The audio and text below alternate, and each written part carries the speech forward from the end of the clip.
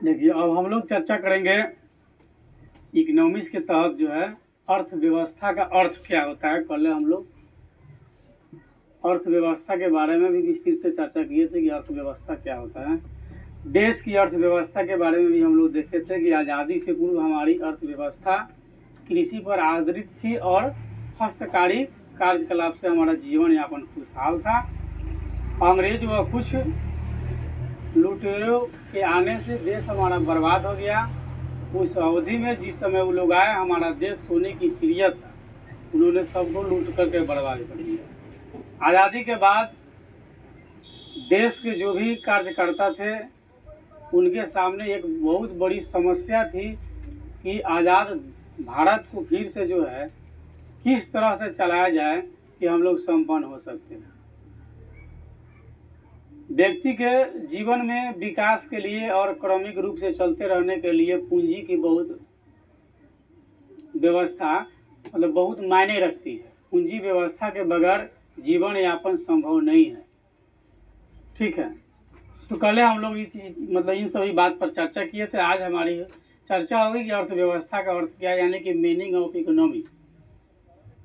अर्थव्यवस्था का अर्थ क्या होगा।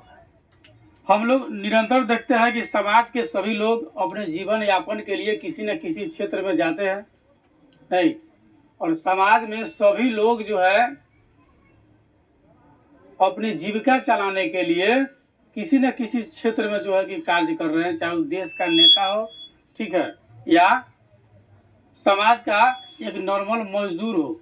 बगैर कार्य किए हुए किसी का जीवन यापन चलता नहीं है। ठीक है, तो जीवन यापन के लिए जो सारे क्रियाएं होती है उसी को हम लोग कहते हैं अर्थव्यवस्था। ठीक ना, अर्थ माने पैसा, ठीक है, और व्यवस्था होता है कि उसकी मतलब एकत्रित करे कि हमारा किस तरह से कार्य हो सकता है। ठीक ना, वही अर्थव्यवस्था होता है, यानी कि पूंजी की व्यवस्था करके अपने कार्य को सुचारू रूप से आगे बढ़ाना, ये अर्थव्यवस्था कहलाता है। तो समाज के सभी लोग प्रायः अपनी आजीविका यानी कि रोजी रोटी के लिए, जितने भी लोग हैं सभी अपनी रोजी रोटी में लगा हुआ है। ठीक ना, देश के मजदूर हो और या उससे बड़े पद के लोग हो, तो सभी लोग अपनी अपनी रोजी रोटी में लगे हुए हैं। सब अपने अपने काम में लगे हुए हैं। इस दुनिया में कोनो आदमी मालिक नहीं है, सब नौकर है। सब एक दूसरे की सेवा करता है और सेवा के बदले में जो उसे कुछ भी अर्थ मिलता है यानी धन मिलता है, उससे वो अपना जीवन यापन कर लेता है। ठीक है, तो समाज के सभी लोग प्रायः अपनी आजीविका यानी रोजी रोटी के लिए अर्जन यानी कि काम करके एकत्रित करना जो है अर्जन कहलाता है। तो समाज के सभी लोग जो है अपनी आजीविका के लिए जो है विभिन्न प्रकार के कार्य में लगे हुए रहते हैं। सभी लोग जो कार्य में नहीं लगे हुए वो आलसी है और उसका जीवन यापन ठीक से नहीं होगा, कष्टमय जिंदगी वह जिएगा। ठीक है, तो कहता है कि इनकी क्रियाएं मुख्य रूप से वस्तु और सेवा के उत्पादन से संबंधित होता है। किसकी? जो लोग अपनी रोजी रोटी के लिए लगा हुआ है। ठीक ना, जैसे मान लीजिए एक डीएम साहब है, तो डीएम साहब अपने ड्यूटी पर गए हैं। डीएम साहब का खाना बनाने के लिए एक आदमी लगा होगा, उसकी कमरे की साफ सफाई के लिए लगा होगा, नहीं, तो डीएम साहब अपने ड्यूटी पर लगे हुए हैं और उसके यहाँ जो वर्किंग जो कर रही है जो मजदूर, वह अपने रोजी और रोटी के व्यवस्था में है। वह काम नहीं करेगी तो उसको पैसा नहीं मिलेगा, उसके बाद उसका बाल बच्चा भूखा मर जाएगा। और डीएम साहब अपने ड्यूटी में लगे हुए हैं क्योंकि वो अगर ड्यूटी नहीं करते हैं तो फिर उनको वहाँ से हटा दिया जाएगा। सभी लोग अपने अपने कार्य में मूल रूप से लगे हुए हैं। ठीक है, तो डिफिनीशन है कि समाज के सभी लोग प्रायः अपनी आजीविका के अर्जन के लिए विभिन्न प्रकार के कार्य में लगे रहते हैं। इनकी क्रियाएं मुख्य रूप से वस्तु एवं सेवा के उत्पादन से होता है। जो भी लोग कार्य करता है उसका दो गो जो है निष्कर्ष निकलता है, या तो वस्तु का उत्पादन करता होगा या उस सेवा करके धन कमाता होगा। हम किसी चीज़ की अगर उत्पादन करते हैं तो वस्तु उत्पादन, जैसे हम किसान गन्ने के उत्पादन करता है, ठीक ना, तो वस्तु उत्पादन हो गया। और कोई जैसे शिक्षक स्कूल में स्टडी करा करके और वो धन कमाता है तो सेवा हो गया। तो जो भी क्षेत्र में जो लोग काम करता है, या तो उत्पादन करता है या सेवा, दोनों करता है। दोनों में से कोई करता है जिससे उसका जीवन अपना जो है चलता है। अब जैसे किसान खेत एवं खलिहान में काम करता है, ठीक है, मजदूर कल कारखाना में काम करता है, शिक्षक स्कूल और कॉलेज में, वकील कोर्ट कचहरी में काम करते हैं, और डॉक्टर साहब अस्पताल में कार्य करके अपना जीवन यापन करते हैं। डॉक्टर साहब के अस्पताल के सेवा करने से जो उनकी तनख्वाह मिलती है, उससे उनकी परिवार का भरण पोषण होता है, ठीक ना। जो डॉक्टर साहब जो अस्पताल में कार्य करते हैं, उससे उनका जो तनख्वाह मिलती है, यानी अर्थ जो मिलती है, जो धन जो मिलता है, उससे उनका परिवार चलता है। और किसान खेत खलिहान में काम करता है और उससे जो अन्न पैदा होता है, उससे उसका परिवार चलता है, उससे जो अन्न उत्पादन होता है, और किसी प्रकार के कार्य के लिए उसको वह बेच करके धन एकत्रित करता है, तो उससे भी अपनी आवश्यकता की पूर्ति करता है, ठीक ना। सेवा से तो डायरेक्ट राशि मिलेगा, लेकिन उत्पादित वस्तु से जब वस्तु बिकेगा तब हमको राशि या धन पैसा मिलेगा, हम अपनी आवश्यकता की पूर्ति कर लेंगे। यदि किसान के बच्चों को अगर कपड़ा खरीदने की जरूरत होगी, तो वह क्या करेगा, अनाज, उत्पादित अनाज को क्या करेगा, सेल करेगा, बेचेगा, और बेच करके उससे जो अर्थ मिलेगा, जो धन मिलेगा, जो अर्थ की व्यवस्था होगी, उससे वह अपने बच्चों की आवश्यकता की पूर्ति करेगा, यानी कि अपने परिवार की जो आवश्यकता होगी उसको वह पूर्ति करेगा। लेकिन जो सेवा जो करता है उसको तो डायरेक्ट तनख्वाह मिलती है, और उससे वह अपने परिवार को जो है आवश्यकता की पूर्ति करेगा। यानी पैसा ही क्या है, हमारी अर्थव्यवस्था है। हम चाहे कोई भी कार्य करते हो, किसके लिए, किस चीज के लिए करते हैं, पैसे के लिए। मजदूर किसी के यहाँ मजदूरी करने जाता है, राजमिस्त्री काम करने जाता है, क्या मिलेगा उसको बदले में, कुछ धन मिलेगी, वही उसकी अर्थव्यवस्था है जिससे उसका परिवार चलता है।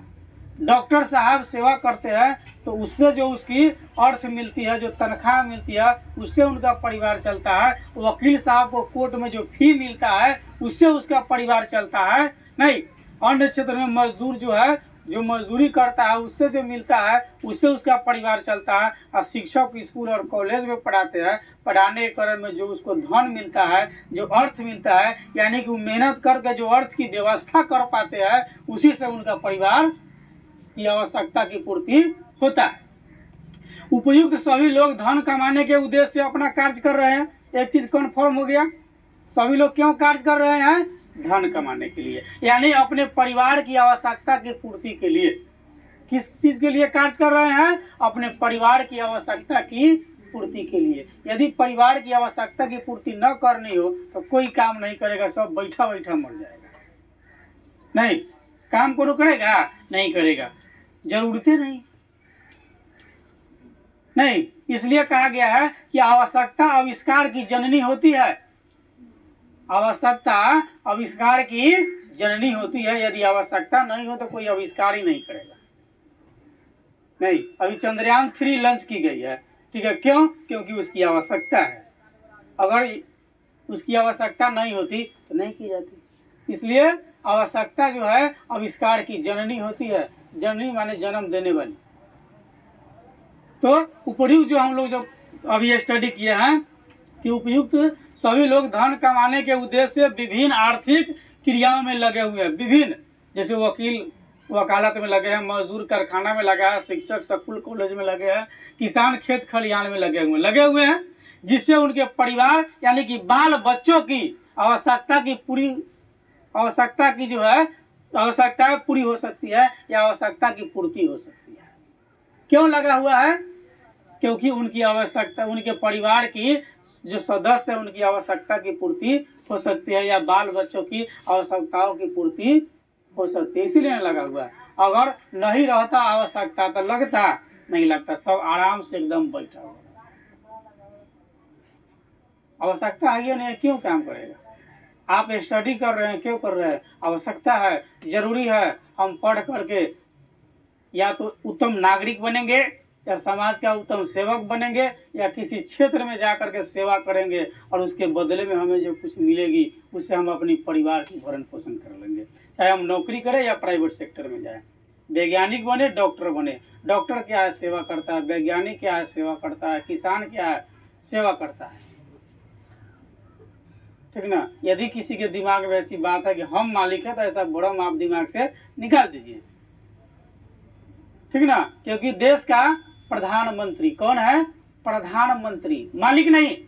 क्या है, प्रधान, यानी मंत्रियों में सबसे प्रधान है। तो मंत्री है, मालिक नहीं है। मालिक कौन है, लोकतंत्र में जनता मालिक है। लोकतंत्र में मालिक कौन है, जनता है। सभी जनताओं का जो है प्रधान जो होता है उसको हम प्रधानमंत्री कहते हैं। देश का प्रथम जो है नागरिक राष्ट्रपति को कहा जाता है। तो मंत्री में जो है सबसे प्रधानमंत्री है।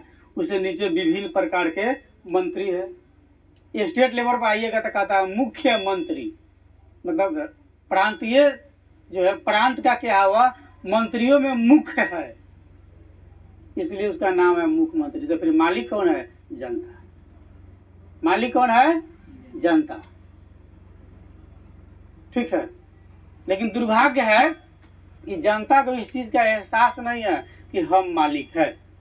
वह किसी के चेंबर में जब जाएगा ना तो आदाब सर, नमस्कार सर, प्रणाम sir, may I coming sir, विभिन्न प्रकार की बात कहना पड़ेगा।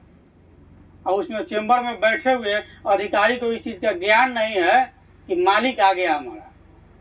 दिनकर जी एक कविता लिखे थे कि सिंहासन खाली करो कि जनता आती है।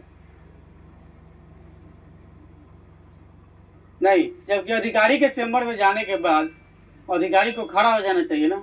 मालिक के सामने मंत्री क्या है, मालिक एक प्रकार का नौकर है। मालिक खड़े रहे और नौकर कुर्सी पे बैठे रहे और आदेश दे, कहो किस लिए आए हो, कौन सी काम है। नहीं, और मालिक जी हजूर दोनों हाथ जोड़ करके हमारी ये समस्या है, दुर्भाग्य से उसकी बात सुनी जाती है या नहीं सुनी जाती है ये भी संभव नहीं है।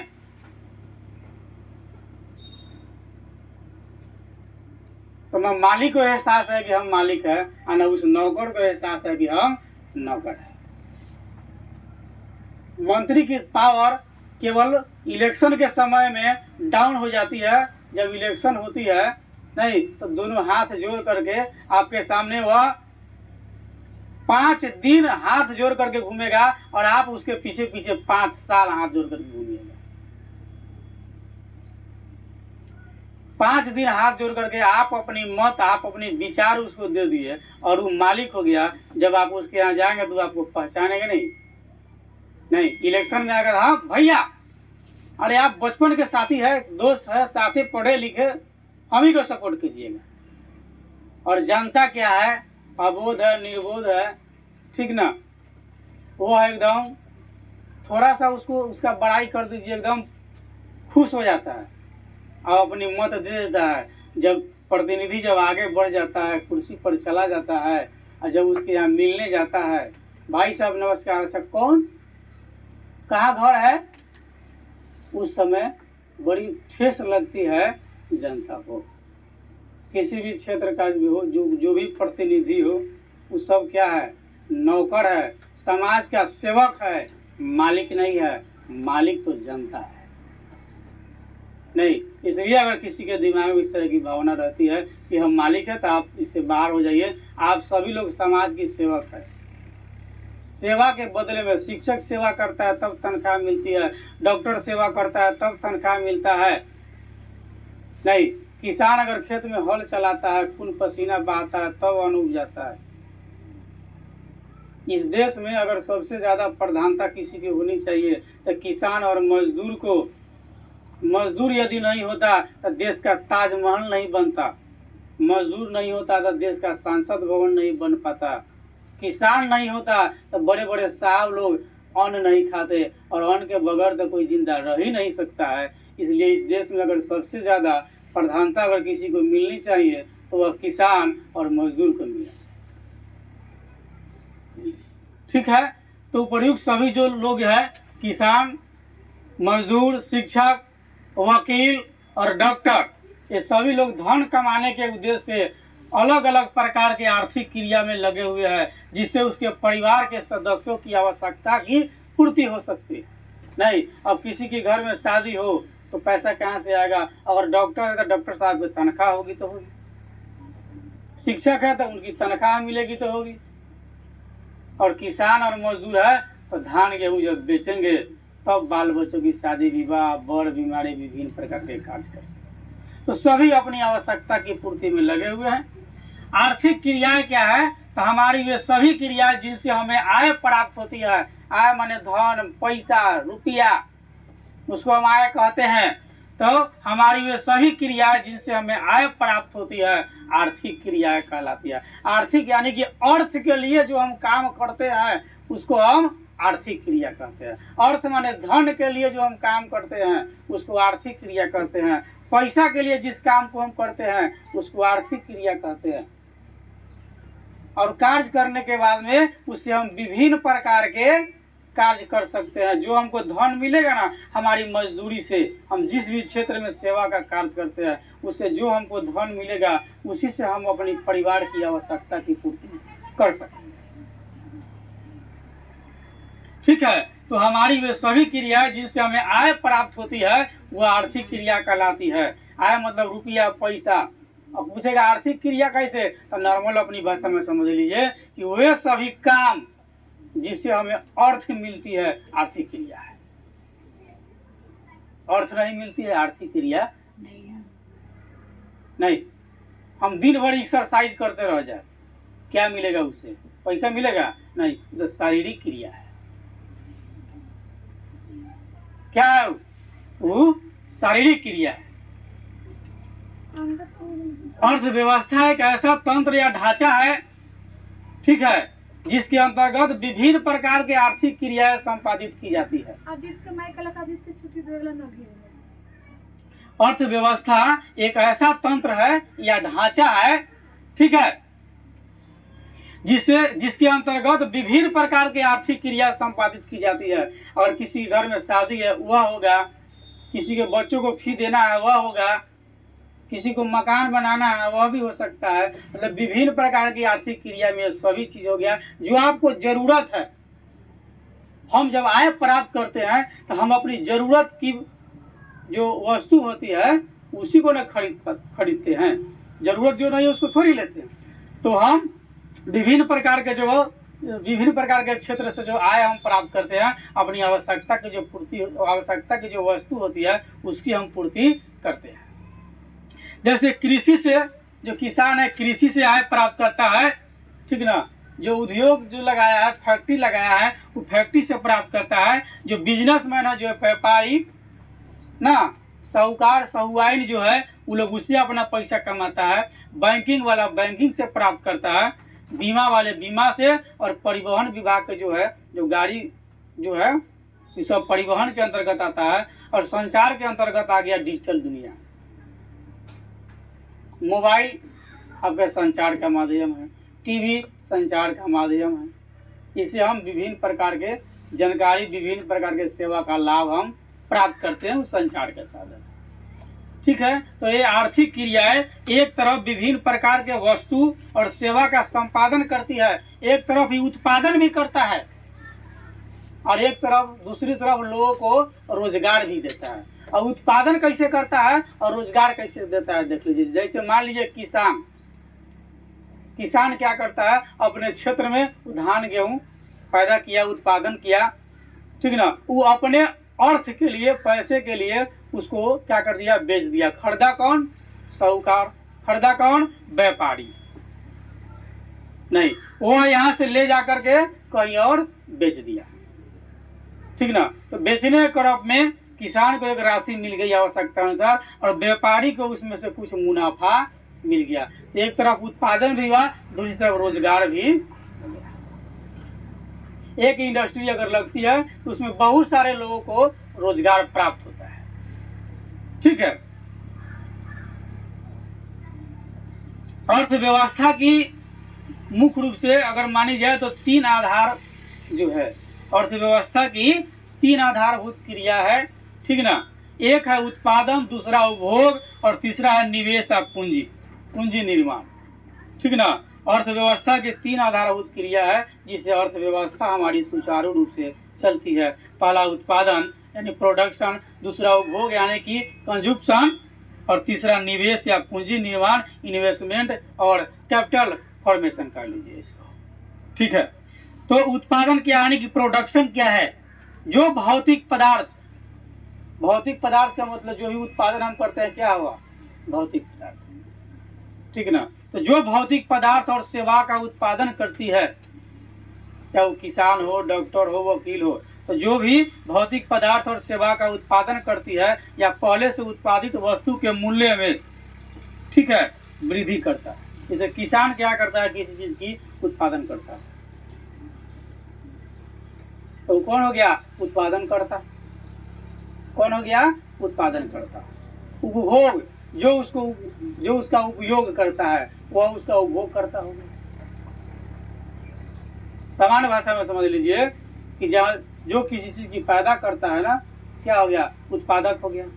जो उसका उपयोग करता है, उपभोग मतलब कि उपयोगकर्ता या उसको उपभोग कर लीजिए। और तीसरी बात है निवेश, उसमें जो लागत आती है वो क्या है, निवेश है। हम किसी भी क्षेत्र में इन्वेस्ट करते हैं तो ये सोच करके करते हैं कि कुछ हमें इसके बदले में 2, 4, 10 जो है अधिक मिल जाएगा हमको, ठीक है। तो उत्पादन क्या है, जो भौतिक पदार्थों और सेवाओं का उत्पादन करती है या पहले से उत्पादित वस्तुओं के मूल्य में वृद्धि करता है ना, वह क्या है, उत्पादन कहलाता है। जैसे राजस्थान के पहाड़ी क्षेत्र, वहां से पहले से क्या है, वस्तु मौजूद है नहीं, लेकिन समय परिवर्तन के साथ उसके मूल्य में वृद्धि किया जा सकता है नहीं। अगर अपने क्षेत्र में एक कलाड़ी गिट्टी जो होता है घर बनाने के लिए, उसकी कीमत पूर्व काल में 3500 से 4000 थी, अभी वर्तमान में लगभग 8 से 9000 प्रति कलाड़ी आती है। क्या हुआ, उसके मूल्य में वृद्धि हो गई। तो उत्पादन क्या है, किसी वस्तु को उत्पादन करना, और उत्पादन के अलावा भी अगर वस्तु मौजूद है और उसके मूल्य में वृद्धि करना भी उत्पादन कहलाता है। दूसरा हम लोगों का उपभोग, तो मानव अपनी आवश्यकता की पूर्ति के लिए प्रत्यक्ष रूप से पदार्थ व सेवा का उपयोग करता है। हम किसी वस्तु को जब प्रत्यक्ष के मतलब आमने सामने देख करके, ठीक ना, अनुभव करके, परीक्षण करके हम किसी वस्तु का उपयोग करते हैं नहीं। तो क्या है, तो जो इसका उपयोग करता है उपभोक्ता हो गया, उसका उपयोग करता हो गया। तो मानव अपनी आवश्यकता की पूर्ति प्रत्यक्ष मतलब देख करके, तो प्रत्यक्ष रूप से पदार्थ व सेवाओं का उपयोग करता है जिसे हम उपभोग कहते हैं, ठीक है। यानी कि उपभोग क्या है, मानव अपनी आवश्यकता की पूर्ति प्रत्यक्ष रूप से पदार्थ व सेवाओं का उपयोग करता है जिसे हम उपभोग कहते हैं, ठीक है। निवेश या पूंजी निर्माण क्या है, देखिए दोनों शब्द अलग अलग है लेकिन एक ही जगह दिया गया है। निवेश कहीं पर निवेश करना, और पूंजी निर्माण का मतलब है निवेश करके कुछ कमाना। निवेश करने का तात्पर्य है कि कुछ कमाना हो गया पूंजी निर्माण, ठीक है। तो निवेश एक वित्तीय वर्ष में, यानी एक वर्ष में, जैसे मार्च से 1 अप्रैल से लेकर के नेक्स्ट 1 अप्रैल तक, ठीक ना, एक वित्तीय वर्ष हो गया 1 अप्रैल से लेकर अगला 30 यानी 31 मार्च तक वो वित्तीय वर्ष हो गया। एक वित्तीय वर्ष में अर्थव्यवस्था की भौतिक पूंजी जो भी आपके पास में है, 1 लाख, 2 लाख, 1 करोड़, 2 करोड़ ना, जो भी राशि आपके पास में है, तो कहता है कि अर्थव्यवस्था की भौतिक पूंजी की स्टॉक में, जो आपके पास है स्टॉक, उसमें वृद्धि को, जो उसमें वृद्धि होती है उसको हम क्या कहते हैं, पूंजी निर्माण, ठीक ना, या निवेश कह सकते हैं। एक वित्तीय वर्ष में जो आपके पास राशि थी यानी स्टॉक में थी, उसमें जो शुद्ध वृद्धि हुई है वह निवेश कहलाएगी या पूंजी निर्माण कहलाएगी, ठीक है।